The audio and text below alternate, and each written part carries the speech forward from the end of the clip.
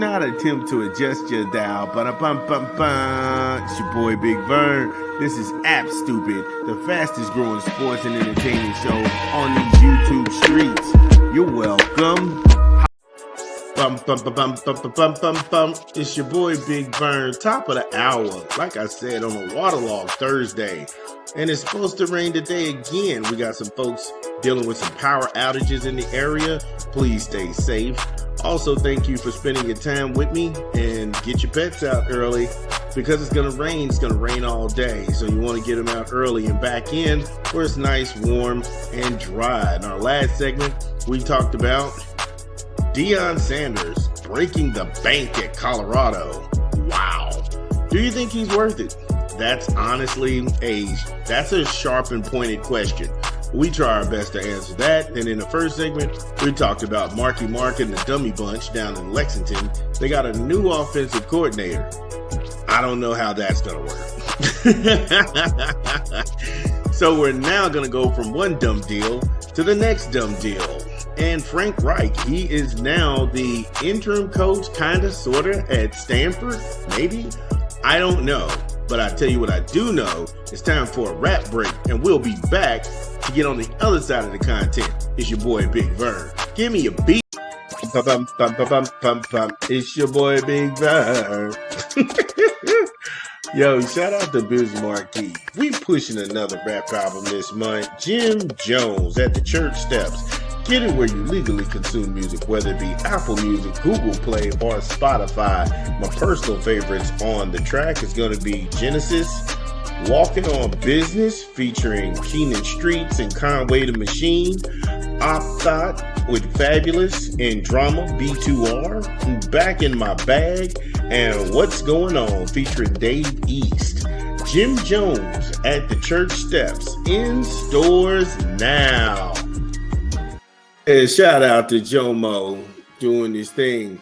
I thought it was a dope project. Make sure you check it out. Not going to go ahead and hold it back, but Frank Reich, he's in a weird deal at Stanford. Yep.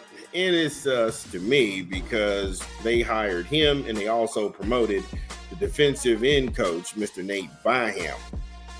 But he's not really the coach. They hired an interim coach. The reason that didn't make any sense to me is that why didn't you just make Nate the interim coach? He was already there. You could have saved yourself some money. Again, that was weird. It's also weird that this is Frank's first college job. However, he's coached for 17 years in his totality, having stops as an offensive coordinator at San Diego and at the Eagles, where he actually won the Super Bowl.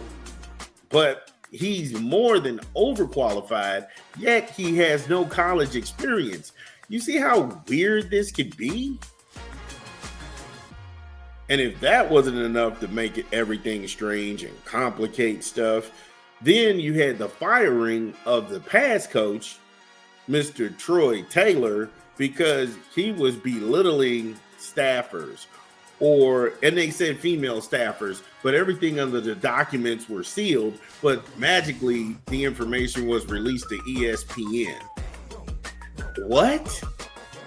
They kind of redacted people's names, but he was saying that he agreed with the investigations or whatever, and they used Andrew Luck as being some GM of Stanford, I guess.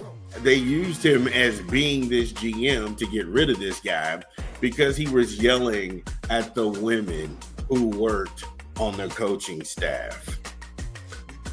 I can't make that up. He was yelling at them. I don't know if anybody here who is listening to this pod has played football. That's like, it comes with the job. You get to yell at people. You get to yell at kids. Sometimes you get to grab them by the face mask or the helmet, pull them up when they're not listening. You get to go ahead and shape these guys and mold them and have them put up with emotional abuse. We've all been there. When I think back to high school days and playing football, the coaches would go to jail now for what they would say in the 80s. and you couldn't do nothing as a kid. You had to take it. God forbid you had a real red ass that was just all over you. But now, man, we got investigations for yelling. We got people in fear of retaliation for yelling. I can't put my hand on it. Just, I don't want to say soft. But that's what it's coming off with. So when they got rid of the Taylor guy for yelling, they got Frank Reich in there, and they put him in there last week, and I don't know how this is going to turn out. Because it's not like Frank has a background in recruiting, because he doesn't. It's not like Stanford has any remnants of an NIL. They don't. This was one of the poorest teams in the Pac-12. They had literally no value, no staying power.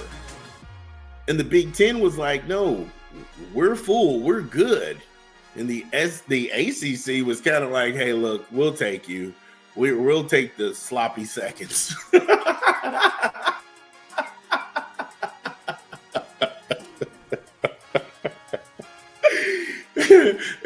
The ACC was Captain Save-A-Ho. They was out there saving ho. I mean, hoes in a good way. Hey, look, give me a quick 20 on a rap album. It's your boy Big Vern. Drop the spot. It's your boy Big Vern pumping another rap album. Will Smith, based on a true story, in stores now. Get it where you legally consume music, whether it be Apple Music, Google Play, or Spotify. My personal favorites is You Looking For Me. That's crazy. Bulletproof with Jack Ross. Hard Times featuring Tanya Taylor. Beautiful Scars with Big Sean. Tantrum is probably the song of the year. I'm not gonna hold you. Tantrum is on a whole nother level. That's Will rapping. Oh my God. And work of art is so deep. Will Smith, based on a true story, in stores now. So shout out to Will Smith for the Fresh Prince. I'll be real with you.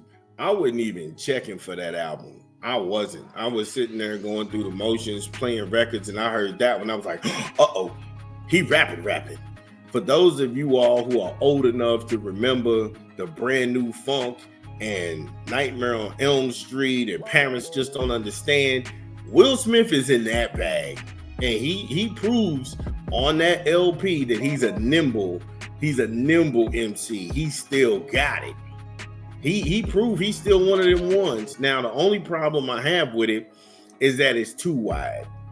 I'm talking about as far as the range, because he's got inspirational, he's got deep, vulnerable, and then he's got, it's kind of uplifting, gospel-like. It gets a bit preachy at times, but just the songs that I really got into and I really dug it, I was like, okay, he still got it. He's still in his bag. Speaking of bags, before we took the rap break, on the other side of the content, we were talking about Frank Reich not being a hell of a recruiter. That's the truth. I mean, right now, Stanford, they have the 56th ranked recruiting class. They're 13th in the ACC, which ain't saying much because that's a 17-team league. 12 transfers, 17 committed, 12% of the kids are in-state products. Okay, woohoo. Some of the guys who caught my eye, John Anthony Hall from Fisher, Indiana, the wide receiver. And then you've got Landon McComber, the linebacker out of Vegas. I mean, those were the only two guys that stood out to me. So, again, I don't see why you would bring Frank Reich in as an interim coach when he could have just wanted to be the head coach. Or you could have pushed Nate by him. You could have pushed him up to be the interim coach. It just didn't make sense.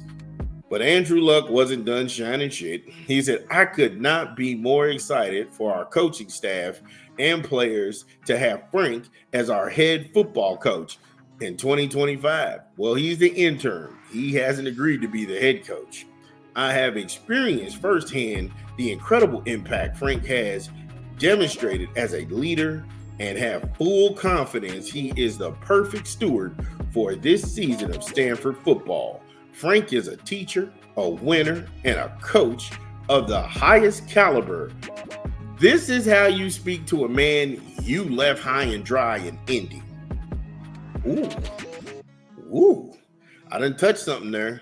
Ooh, Frank's values align seamlessly with our vision of this program, and I firmly believe his ability to maximize the on-field potential to our student athletes while serving as a role model in all aspects of their personal growth. Spare me the bullshit.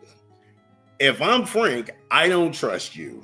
Number one, you disappeared on me in Indianapolis. How you still have my phone number is a mystery, sir. How you still have the unmitigated gall to call me and ask me would I like to take a job where I have to actually work under you, you're out of your rabbit ass mind. And I'll go ahead and set the table because I kept telling people Andrew Luck had quit a year beforehand because when they were saying, oh, he's on the injury report, he's injured. And I'm like, well, what injury did he suffer? Because he's been gone for almost a year and a half now. He's not even coming to the games. It's one thing if I'm injured. I love the game because I'm at the game and I might be in street clothes, but I'm still here with my guys. I'm still cheering my guys on. None of that happened with Andrew Luck. And then when he showed up in 2019, he was playing preseason, barely playing any snaps. And then the last game of preseason says, oh, I'm going to retire. I don't like getting hurt. Duh, it's the NFL cupcake. Everybody's tired of getting hurt. What are you talking about? And people fell for the cockamamie excuse and the bullshit, and they let him ride off into the sun. But at Indy, we felt some kind of way about that because they kept billing this guy as the next big thing. They kept saying that this dude was taking over for Peyton Manning. He only had one really good season, and the rest of it was mediocre. And then out of nowhere, he quit. He quit in preseason. Not a game. Not a playoff game. Preseason. Where he played one or two offensive possessions. And he quit. And I bring that up all the time because people were getting in on Cam Newton when he went to the Super Bowl and he wouldn't dive on the ground for a loose ball. That everybody wanted to go ahead. Oh, you should have went ahead and risk injury on your throwing arm and went and dive for that ball. It's the Super Bowl. Put it all on the line. But this chicken shit son of a gun is going to sit there and quit in preseason. Dude, you don't even get tackled in preseason. And he decided, hey, I just need to leave because I'm tired of getting hurt. Fuck out of here, bro. Yeah, it's us. And I'll be real with you, Frank. I don't know if you can trust Andrew Luck. I wouldn't trust this dude as far as I can throw him. Because if you quit on me and you just lied to me, you're going to lie on me. And I don't really need nobody like that in my atmosphere. But if you are out there in Stanford land and you can defend this crazy shit, get in the comments now. It's your boy, Big Vern. Again, if you are listening to this pod, get in the comments. Let us know that we get it right. What did we leave out? This is Big Vern. We talk back. We'll be back. We'll be back. Top of the hour. This is your boy, Big Vern.